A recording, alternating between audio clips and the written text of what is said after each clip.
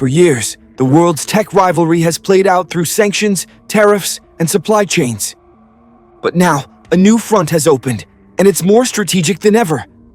China has officially launched an antitrust investigation into Qualcomm, one of America's biggest semiconductor and wireless technology companies. On the surface, it's about competition law. But beneath the headlines, this is geopolitics disguised as regulation.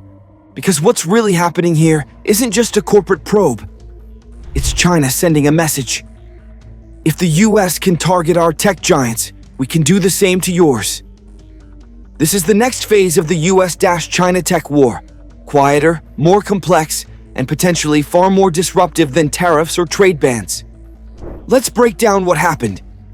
Qualcomm recently announced plans to acquire Autotalks, an Israeli chipmaker that designs technology for connected and autonomous vehicles.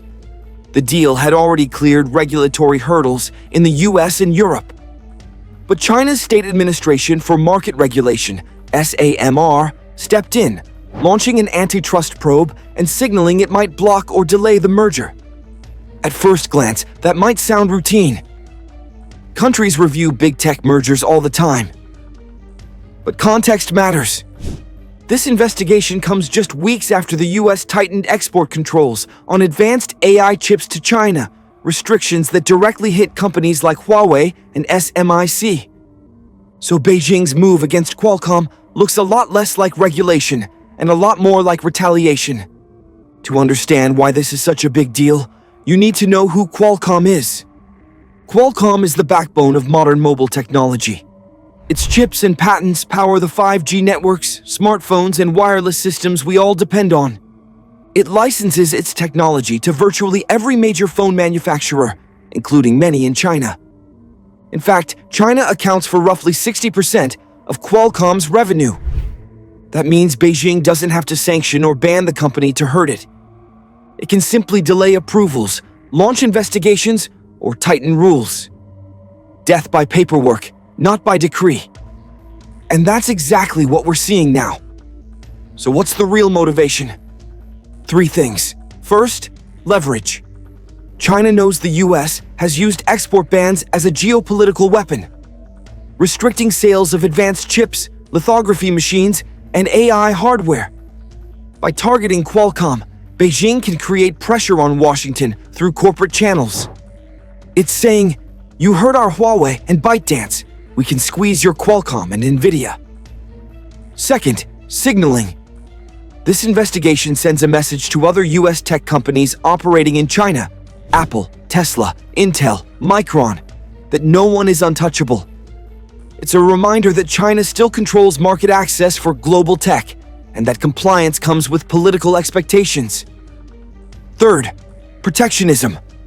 China is accelerating its push for self-reliance in semiconductors.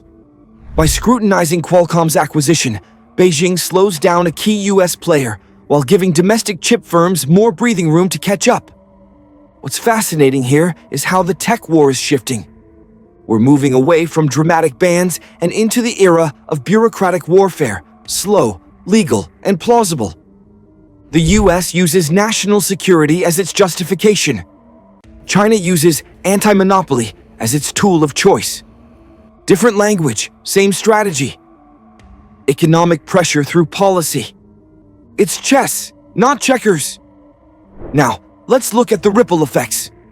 For Qualcomm, this probe could delay or even derail its automotive ambitions. Autotalks technology is crucial for the next generation of smart cars, where vehicles talk to each other to prevent collisions and optimize traffic. That's a multi-billion-dollar market, and Qualcomm has been investing heavily to diversify beyond smartphones. If China blocks or drags out this merger, Qualcomm's roadmap takes a hit, giving rivals like Nvidia, Intel, and China's own Horizon Robotics an edge. For US investors, it's a warning sign.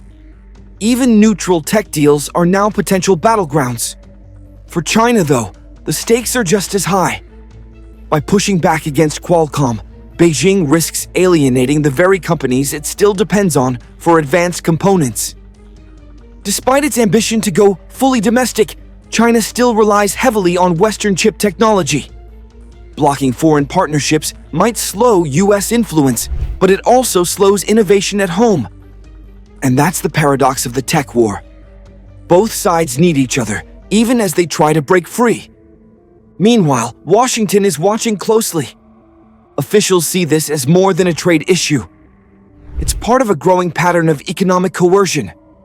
There are already talks of countermeasures, potentially involving stricter export rules or expanded investment bans on Chinese semiconductor firms.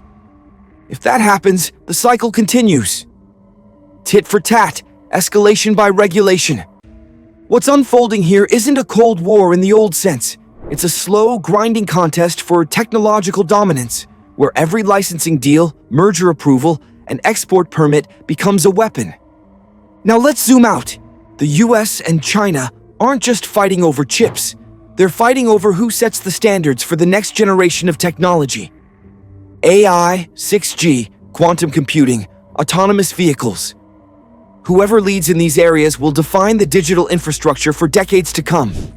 For the US, the goal is to protect intellectual property and maintain control over critical tech supply chains.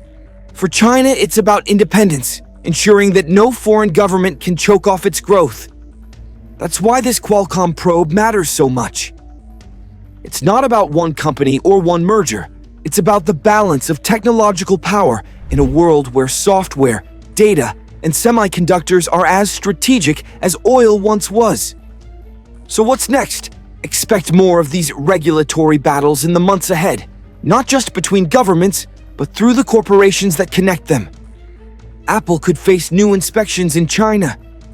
Chinese EV makers could see restrictions in the US market. And each move will come wrapped in legal language, but driven by politics. The old era of free trade in tech is over. We're entering the era of controlled globalization, where innovation still crosses borders, but only under strict national terms. In short, China's Qualcomm investigation isn't just about antitrust. It's about control. It's about leverage. And it's about sending a clear message to Washington. The US may control the chips, but China still controls the